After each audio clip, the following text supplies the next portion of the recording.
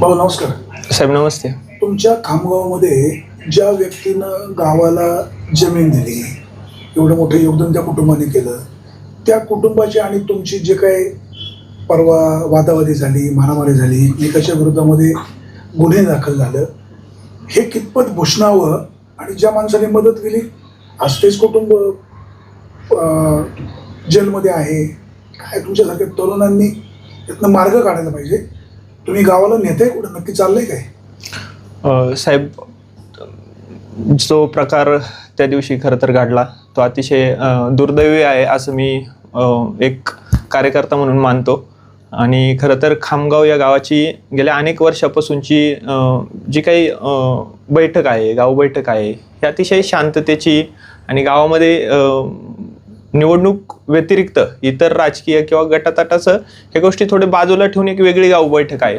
त्या दिवशी जो प्रकार घडला तर त्याला थोडीशी पार्श्वभूमी असल्यामुळं त्या पार्श्वभूमी अशी की गावामध्ये जी गावठाणाची आमची जागा आहे आणि त्यालगतच कोकणे कुटुंब जे आहे त्यांची जमीन आहे. आणि पूर्वी त्यांचे जे काय आजोबा आहेत त्यांनी गावासाठी, आजोबांचं तत्कालीन गणपत कोकणे म्हणजे गणू कोकणे वगैरे असं त्यांना म्हणायचे, तर त्यांनी गावाला काही जागा त्या ठिकाणी दान केली होती. 4 गुंठे का 44 गुंठे? साहेब, आता तत्कालीन परिस्थितीमध्ये आम्हाला रेकॉर्ड उपलब्ध होत नव्हतं, परंतु आम्हाला ग्रामपंचायतमध्ये रेकॉर्ड मिळालं. तर तो एक स्टॅम्प आहे, त्याच्यावर एक 44 गुंठेचा त्या ठिकाणी बक्षीसपत्राचा नमुना आहे. आणि एक ओरिजिनल कागद आहे का झेरॉक्स आहे? आमच्याकडे आता ग्रामपंचायत पातळीवर त्याची झेरॉक्स उपलब्ध आहे, परंतु त्याची जे काय 44 केले नसतील ना? नाही, आता तत्कालीन पूर्वीपासून स्टॅम्प चालण्यात आलेला आहे. मला तर म्हणजे स्टॅम्प पाहिल्यानंतर असं काही वाटत नाही, पण त्याचं आपण जे काही कायदेशीर मार्गदर्शन घेऊन ते आपण पुढे पाठवलेलं आहे. आणि एक 4 गुंठेचा सीओच्या नावाने असे 2 स्टॅम्प ग्रामपंचायतकडे आता उपलब्ध आहे. 44 गुंठे जमीन त्या कोकणी कुटुंबाने गावाला दिलेली. आता ते 44 गुंठ्यामध्ये किती जमीन हो गावाच्यासाठी ॲक्वायर केलेली आहे? आता ती जमीन ज्यावेळेस गावाला दिली तर ती पूर्ण जमीन काही गावाने घेतलेली नाही. त्याच्यामध्ये एक पशुवैद्यकीय दवाखाना, 2 व्यापारी गाळे, एक स्वच्छतागृह, एक पोस्ट ऑफिस आणि एक पाण्याची टाकी एवढं त्यांच्या क्षेत्रामध्ये सद्यस्थितीत आहे. त्यांनी मध्यंतरीच्या काळामध्ये मोजणी केल्यानंतर अंदाजे क्षेत्र एक 10 सरासरी एक 10 गुंठेच्या आसपास ते गावाकडे क्षेत्र आहे. त्यांनी मध्यंतरी मोजणी केल्यानंतर त्या मोजणीला आजूबाजूचे लगतचे शेतकऱ्यांना नोटीस गेल्यानंतर ते काही शेतकरी, त्यानंतर पश्चिमेच्या साईडला रस्त्याच्या बाजूला नोटीस न गेल्यामुळे ते काही उपस्थित राहिले नाही. पण ग्रामपंचायत म्हणून सरपंच आणि माझे उपसरपंच या नात्याने मी स्वतः उपस्थित होतो, तिथं साक्षीदार होतो.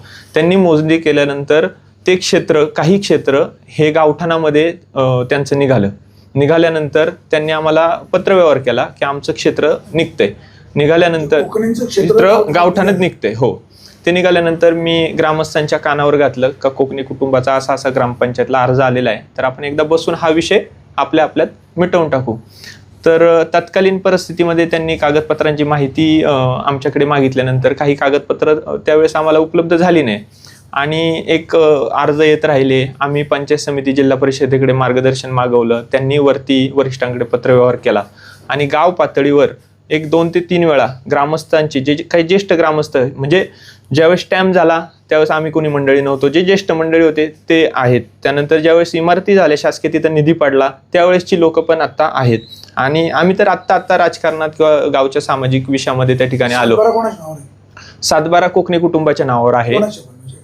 आत्ता संतोष गणू कोकणे त्यांचे जे वडील आहेत त्यांच्या नावावर आहे. मिस्टर. हो, 7-12 त्यांच्याच मालकीचा आहे. हो, मालकीचा आहे. पण त्याची जी काही वहिवाट आहे किंवा आता जो नकाशा आहे, गट नकाशा, त्याच्या अनुसार भूमी अभिलेखने आम्हाला जी कागदपत्र दिली त्यानुसार ग्रामपंचायत म्हणून ते आम्ही मांडण्याचा प्रयत्न करतोय. तर ते गावठाण सोडून त्यांचा जो काही 7-12 आहे त्याला आमची काही हरकत नाही, किंवा त्यांनी जी आम्हाला गावाला जागा दिली त्या संदर्भात बैठकीत असं ठरलं, त्यानंतर ग्रामसभेत पण असंच ठरलं की आपल्याला काय पूर्ण जागा नकोय. त्या कुटुंबाची शेवटी त्यांची पण जमीन किंवा त्यांची ती उदरनिर्वाहाचं साधन ती जमीन आहे, तर पूर्ण गावाला त्याची गरज नाही. पण ज्यांनी समजा मी म्हणतो 4 गुंठे दिली असेल, जी काय जेवढी दिली तेवढी दिली, त्या कुटुंबाला मार खावा लागतोय किंवा तुम्हाला त्यांच्याशी स्पार्किंग करावं लागतंय, ते तुमच्यावर गुन्हा दाखल करतायत, तुम्ही त्यांच्यावर गुन्हा दाखल करतायत, काय तालुक्याला काय आपण आदर्श दाखवतो का? नाही सर, म्हणजे ती जी परिस्थिती उद्भवली त्याबाबत आम्हालाही दुःख आहे. आम्हालाही शेवटी ते पण आमच्या गावचे नागरिक आहेत, आम्ही सोबत राहिलेलो आहे किंवा गावात आम्ही सगळे मिळून, त्यांचे वडील आमच्या हनुमान मंदिराचे पुजारी आहेत. म्हणजे फार वेगळं किंवा दुश्मनी किंवा फार आमचे मतभेद असा काही नाही, पण ती प्राप्त परिस्थिती तिथं उद्भवली आणि उद्भवल्यानंतर जो प्रकार झाला त्याचा आम्हाला पण दुःख आहे. आणि पुन्हा एकत्र बसून यातनं काही मार्ग निघेल का? नाही, गावगाड आहे साहेब, वाद विवाद होत राहतात, पण ही पहिलीच घटना आहे. त्याचा निश्चित एक नागरिक म्हणून, गावचा एक जबाबदार नागरिक म्हणून मीच नाही, आमच्या गावाला पण दुःख आहे. पण जी घटना घडली, आज ते आमचे तंटामुक्तीचे अध्यक्ष आहेत, त्यांच्यावर जो तो हल्ला किंवा ह्या ज्या गोष्टी झाल्या त्याचं दुःख पण आमच्या मनामध्ये आहे ना साहेब. शेवटी निर्णयातून संवाद आहे की भविष्य काळामध्ये एकत्र बसून समन्वयाने गाव बैठक घेऊन काही मार्ग निघू शकेल का?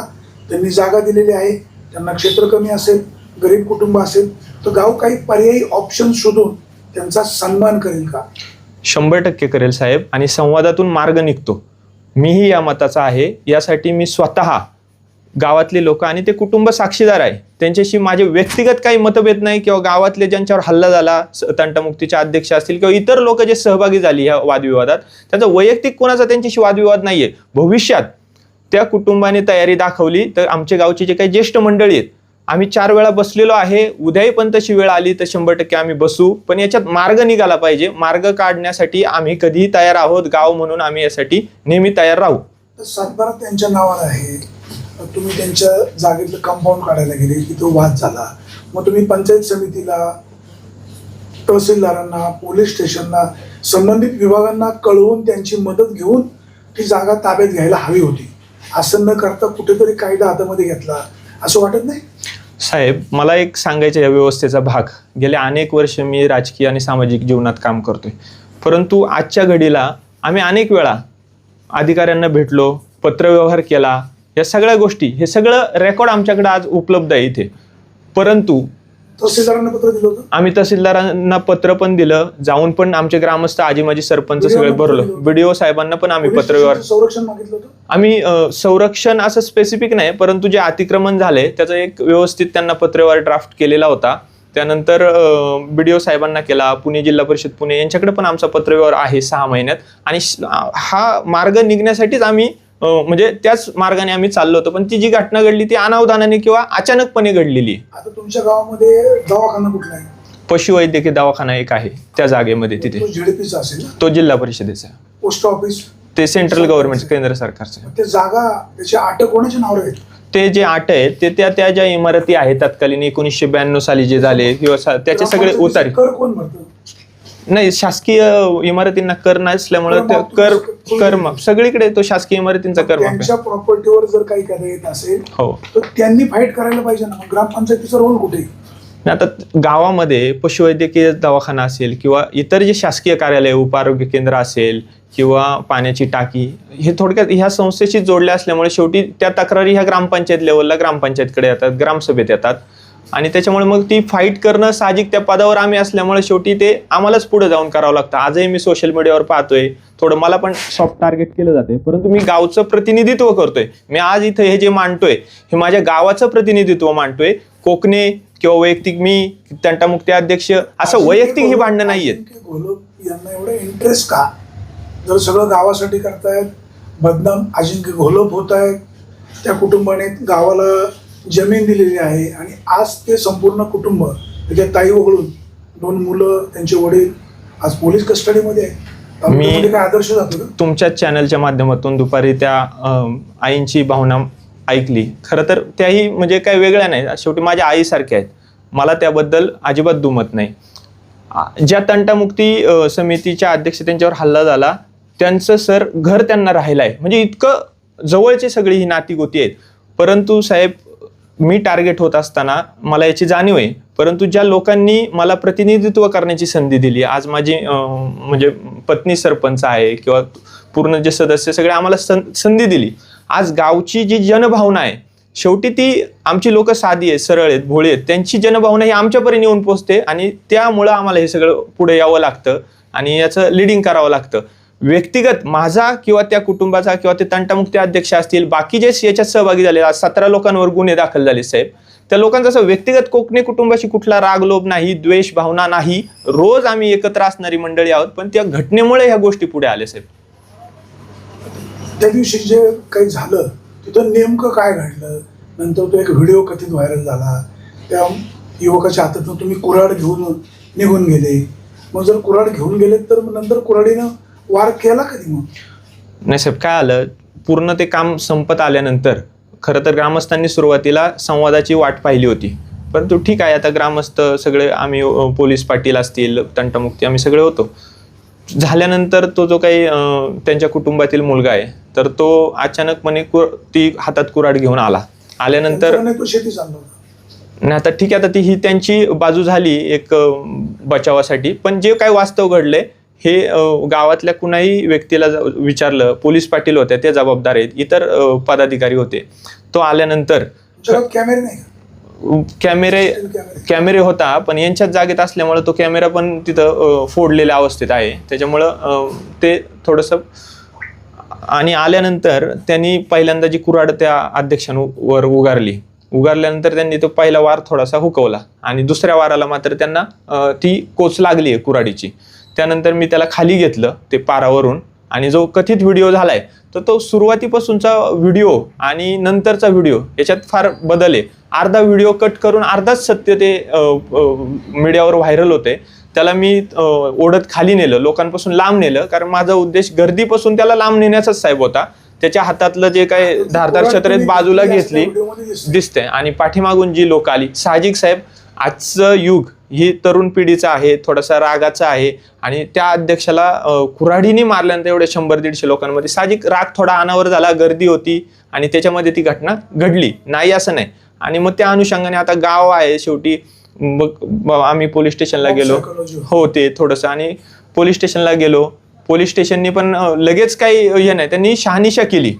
त्या आता त्यांचे इंटरपोल असतील किंवा काय सोर्स असतील, आणि अगदी दुपारनंतर त्यांनी तो गुन्हा जो काय आहे, म्हणजे मी पोलीस प्रशासनाचे आभार मानतो. आमच्याकडून खरं तर हे व्हायला नको होतं, पण त्यांनी पण चुकीचा गुन्हा दाखल केला नाही. PI साहेब होते, DYSP साहेब होते, आणि त्यांनी वस्तुनिष्ठ शहानिशा केल्यानंतर त्यांनी तो गुन्हा त्या ठिकाणी दाखल केला. पण गुन्हा दाखल होत असताना खरं तर आजही आमच्या गावची भूमिका ही आहे साहेब, का हे व्हायला नको होतं, पण ते दुर्दैवाने झालेले. आता तुमच्यावर पण गुन्हे दाखल झालेले, हो, त्यांना अटक झालेली, हो कसं साहेब. गुन्हा दाखल होणं ही काय अभिमानाची गोष्ट नाहीये, पण ह्या व्यवस्थेमध्ये काम करताना प्लस मायनस थोडंसं होत राहतं. त्यांच्यावरही जरी गुन्हे दाखल झाले, आजही ती मुलं शिकणारी आहेत, तरुण वयातली आहेत, ते वडील, हे सगळ्या गावाशी त्यांचा चांगला एक हे आहे. आणि ते जे कृत्य जर झालं नसतं, कुऱ्हाड घेऊन येणं किंवा ते मारणं, ठीक आहे, त्याचा व्हिडिओ 100% नाही, कारण असं तिथं कुणालाच वाटलं नाही का ही घटना घडेल, तो कुऱ्हाड मारेल किंवा काय होईल, असं कुणालाही वाटलं नव्हतं. पण चला झालं, गुन्हे दाखल झाले. आज आमच्याही 17 लोकांवर गुन्हे दाखल झाले. ते कुटुंब फार गरीब आहे साहेब, पण त्यांच्याही पाठीमागे जर हे कोण करता करविता असेल तर माझी विनंती आहे, शेवटी गावगाडा असतो, गावात या सगळ्या गोष्टी मागे कोणीतरी उभं राहणार 100%. पण जे कोणी ते ज्यांचं मार्गदर्शन घेत असतील, कोणाचं ऐकत असतील, तर त्यांनाही माझी तुमच्या माध्यमातून विनंती आहे का गावगाड्यात आपण एकत्र बसून ह्या गोष्टी आपण सोडवल्या पाहिजेत. मला किंवा त्यांच्या नातेवाईकांना एकत्र बसून गावात एखादी एकत्र बैठक घेऊन काही मार्ग निघू शकतो? 100% साहेब निघू शकतो. त्याचे नातेवाईकांचे पण मला फोन येतात, तेही माझ्या संबंधातले, आमच्या गावाच्या संबंधातली ती लोक आहेत. आणि जर अशी भूमिका होत असेल तर निश्चितपणे हे पहा, कोणाची शेवटी जमीन ही आई असते, दुसऱ्याच्या आईला आपण आपली आई म्हणणं हे उचित ठरत नाही. आणि निश्चितप्रमाणे जे काय आहे भूमी अभिलेखकडे आपण पुन्हा एकदा हे करू. आणि त्याही कुटुंबाने जर आम्हाला सहकार्य केलं आणि जी काही घटना झालेली आहे, आज मला सांगा, तो तंटामुक्तीचा आमचा अध्यक्ष, आज त्या कुऱ्हाडीने नशीब थोडक्यात घाव झालाय, आणि तो जर पूर्ण झाला असता तर ते कुटुंब साहेब वाऱ्यावर आलं असतं. म्हणजे न होऊन गावासाठी सरपंच, तंटमुक्ती अध्यक्ष, इतर शालेय व्यवस्थापन समितीचे अध्यक्ष, इतर पदाधिकारी सगळेजण आज लटकले असते ना. मुद्दा बाजूला राहिला असता. जे काही करणारे, ज्यांना काही छुपा अजेंडा असेल, काय असतील त्या गोष्टी, हे सगळे बाजूला राहिले असते. पण ते कुटुंब आणि आम्ही सगळे आज बांधून गेलो असतो साहेब. आणि याचं दुःख आजही आमच्या मनामध्ये आहे साहेब. त्यांच्या नावाने सातबारा असताना त्यांच्या जमिनीमध्ये विना परवाना जाऊन कंपाऊंड तोडण्याचा प्रयत्न केला, हे कुठेतरी कायद्याचा भंग आहे असं वाटत? निश्चितप्रमाणे ही एक बाजू झाली. पण जेव्हा तुम्ही आणि मी शेतकरी आहे, ज्यावेळेस तुम्ही मोजणी केली त्यावेळेस मग तुम्ही आम्हाला पण मोजणीचा अधिकार दिला पाहिजे ना, आम्हाला पण सूट दिली पाहिजे. आमचं पण 30 वर्षाचं ग्रामपंचायत किंवा गावाचं जे रेकॉर्ड आहे त्यानुसार आमचाच ताबा होता. अतिक्रमण त्यांच्याकडून गावच्या जागेत झालं. त्यांनी मोजणी केल्यानंतर त्यांना कळालं तर तुम्ही संधी द्यायला पाहिजे ना आम्हाला. त्यांनी तरी कुठं कायदेशीर परवानगी घेतली अतिक्रमण करताना? करायला डिपार्टमेंटचे लोक येतात, आजूबाजूच्या लोकांना नोटीस काढतात. हो, सगळ्यांना नोटीस मिळते, नंतर खुना कन्फर्म करतात. बरोबर, सगळ्यांच्या सह्या घेतात. बरोबर, तुम्ही म्हणता त्याच्यावर माझी पण सही आहे. बरोबर. त्यांची जर जागा गावठाणामध्ये येत असेल आणि अगोदर गावठाण मोजलं असेल, बरोबर, म्हणजे ज्या डिपार्टमेंटने गावठाण कन्फर्म केलं बरोबर, त्याच डिपार्टमेंटने त्यांची जागा मोजून दिली, बरोबर, गावठाणामध्ये त्यांचं क्षेत्र निघत असेल, हो, तर भूमी अभिलेख कार्यालय नेमकं करतोय काय?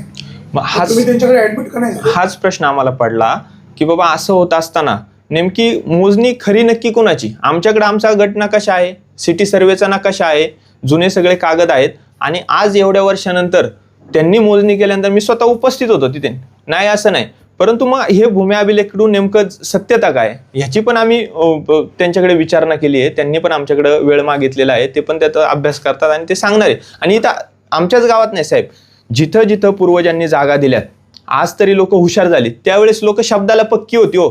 त्यावेळेस शब्द दिला, जागा, शाळेला जागा दिली, मंदिराला जागा दिली, पाण्याच्या टाकीला दिली. असं खामगावचा विषय नाही, हा अख्ख्या महाराष्ट्रातील अनेक गावांमध्ये ज्या काही शासकीय इमारती अनेक वाद उद्भवतात, तोच वाद खामगावला उद्भवलाय. शब्दावर होत नाही, हो, त्याच्यानंतर कागदपत्र लिखापडी झाली पाहिजे ना.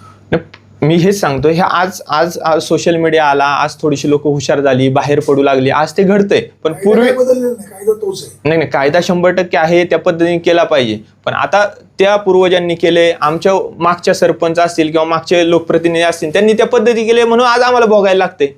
मला सांगा, त्यावेळेस हे जर ऑन रेकॉर्ड झालं असतं तर आज अजिंक्य किंवा तंटामुक्ती अध्यक्ष किंवा कोकणी कुटुंब किंवा ज्या 17 लोकांना गुन्हे दाखल झाले ते झाले असते का? नसते झाले, विषय सुटला असता कायद्यानेच.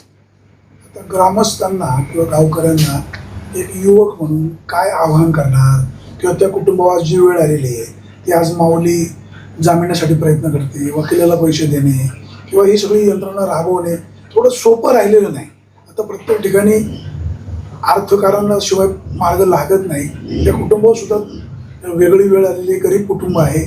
भविष्य काळामध्ये काय प्रयत्न आहे? अतिशय चांगला मुद्दा आहे साहेब. मी राजकारणात काम करत असताना मी अतिशय जबाबदारीने बोलतो. लोकप्रतिनिधींच्या माध्यमातून मी खामगाव गावासाठी, मी असेल, माझी पत्नी, माझे सहकारी, म्हणजे नावं अनेक घेऊ शकतो, हे सगळ्यांच्या माध्यमातून काम करताना ज्येष्ठांच्या आशीर्वादाने अतिशय नियमात, कायद्यात काम करण्याचा प्रयत्न आम्ही केलेला आहे. हे करत असताना अनेक अडचणी आल्या. कुणी रस्ता अडवला, कुणी काम करताना टाकी अडवली, कुणी काय अडवलं, परंतु ह्याच्यामध्ये संवादाने मार्ग निघाले. कधी वादविवादही झाले, नाही असं नाही.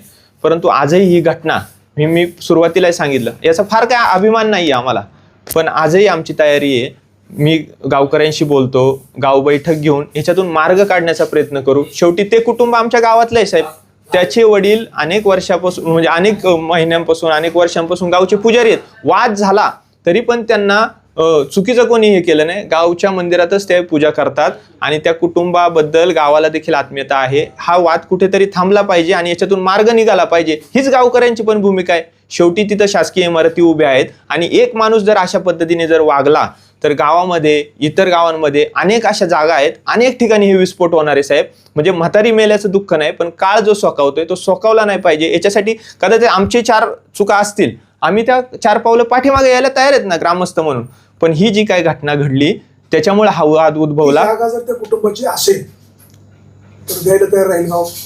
जर कागदोपत्री त्यांनी फाईट केली, निकाल त्यांच्या बाजूने लागला, हे हा विषय पूर्ण कायदेशीर आहे. गावाची जी जबाबदारी आहे, गावाकडे जे कागदपत्र आहे त्या अनुषंगाने आज तर ती जागा, बाबा गाव म्हणते आमच्याकडे ही शासकीय इमारतीपासून ही जागा आमची आहे, ते कुटुंब म्हणते आमची आहे, म्हणजे हा विषय कायदेशीर झाला. उद्या कायद्याने जर तुम्हाला द्यायची नसेल, हो, जर ती गावाला पाहिजे असेल, हो, तर त्यांना पर्यायी कुठे जमीन देता येईल का, किंवा त्याचा काय मोबदला देता येईल का? काहीतरी मार्ग काढला पाहिजे ना. याला मार्ग एकच आहे का तुम्ही चर्चा केली पाहिजे, बरोबर, त्यांना विश्वासात घेऊन सगळ्यांनी एकत्र बसलं पाहिजे, बरोबर, सुवर्ण मध्ये काढलं पाहिजे ना. 100% कायदेशीर मार्गाने तर अनेक वर्ष हे चालूच राहणार निरंतर.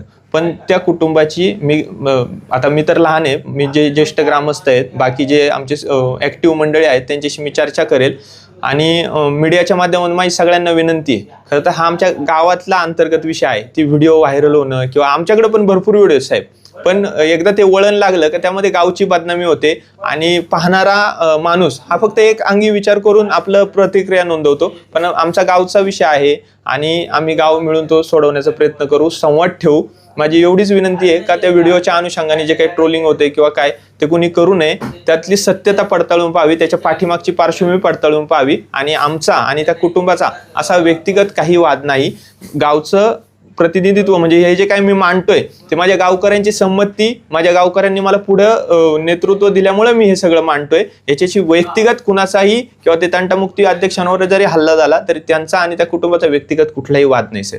एक शेवटचा प्रश्न, आज त्या माऊली प्रत्येक ठिकाणी प्रत्येक पुढाऱ्यांना भेटतात, अधिकाऱ्यांना भेटतात, वकिलांना भेटतात की माझी 2 मुलं पोलीस कस्टडीमध्ये, माझा पती जेलमध्ये आहे. त्या माऊलीशी तुमचं काही बोलणं झालं का आणि त्या माऊलीला काय आश्वस्त कराल? साहेब आमची ग्रामस्थांची आमची मीटिंग झाली, परंतु आता परत काल आमच्या 17 लोकांवर, म्हणजे मला तर मी शॉक झालो, तिथं 150 लोक असताना ठराविक 17 लोकांवरच साहेब गुन्हा दाखल झालाय. आणि त्या 17 लोकांवर गुन्हा दाखल होत असताना त्यातली काही लोक तिथं उपस्थित नव्हती. आता काही लोक तिथं सोडवण्याचा प्रयत्न करत होती, तरी त्यांच्यावर गुन्हा त्यांच्या त्या माऊलीच्या फिर्यादीनुसार दाखल झालेला आहे. पण ठीक आहे, हरकत नाही, शेवटी त्यांचा पण काय राग असेल. पण त्या माऊलीला माझी हात जोडून विनंती आहे का आपले गावातले वाद आहे, ठीक आहे, समजा आपलं जरी संवाद झाला नाही तरी ग्रामस्थ किंवा इतर जे मंडळी आहेत त्यांच्याशी तुम्ही चर्चा करा. आणि आमची सगळ्यांची तयारी आहे त्या माऊलीशिवाय संवाद करून मार्ग काढण्याची. आणि त्यातून मार्ग निघाला निश्चितप्रमाणे त्याचा समाधान ग्रामपंचायतचे पदाधिकारी म्हणून आमच्या सगळ्या मंडळींना, तंटामुक्ती सगळ्या समित्यांना किंवा सगळ्या शासकीय अधिकारी सगळ्यांना ते राहील. आणि अधिकाऱ्यांना माझी विनंती आहे का अशा घटना ज्यावेळेस घडतात त्यावेळेस आपण त्याची दखल घ्या, जेणेकरून हे पुढे वादविवाद, भांडणं हे होतात ते परत तुमच्याकडेच ते निस्तार आल्या सगळ्या गोष्टी येतात. पण त्याच्या व्हिडिओनी योग्य मार्गदर्शन केलं असतं तर ही वेळ आली नसती. बरोबर. तहसीलदारांनी योग्य मार्गदर्शन केलं असतं तर ही वेळ आली नसती. पोलिसांनी जर तुम्हाला गाईडलाईन दिली असती की तुम्ही परस्पर ताबा घेऊ नका, आम्ही आमचा हवालदार पाठवतो, तर कदाचित ही वेळ आली नसती. बरोबर. आता काही अधिकाऱ्यांच्या चुका, काही आमच्या चुका, काही समोरच्या चुका, याच्यातून एक चांगला मार्ग काढू साहेब. आणि तुमचंही चांगलं मार्गदर्शन लाभलं, त्यातून निश्चितप्रमाणे एक चांगला मार्ग निघालेला तुम्हाला दिसेल. मी ग्रामस्थांशी चर्चा करतो, त्या कुटुंबाशी चर्चा करून ह्याच्यामध्ये जे काही आता हे प्रकरण वाढतंय त्याच्यामध्ये आपण ते थांबवण्याचा प्रयत्न निश्चितप्रमाणे करू, एवढं मी सांगतो साहेब. धन्यवाद. धन्यवाद.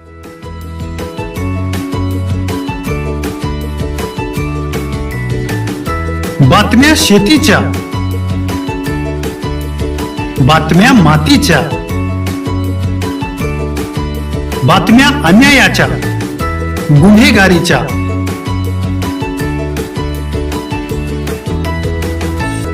राजकारणाच्या आणि समाजकारणाच्या,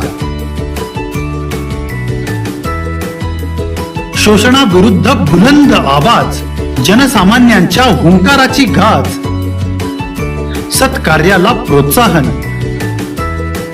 दुष्कृत्याला अनुशासन, निर्भीड, निस्पृह, सडेतोड, बेधडक आणि रोखटोक म्हणजेच विघ्नहर टाइम्स. शोध बातमीचा, ध्यास सत्याचा. आपलं चॅनल, आपली बातमी. सबस्क्राईब तर कराच, पण बेल आयकॉनवर क्लिक करायलाही विसरू नका.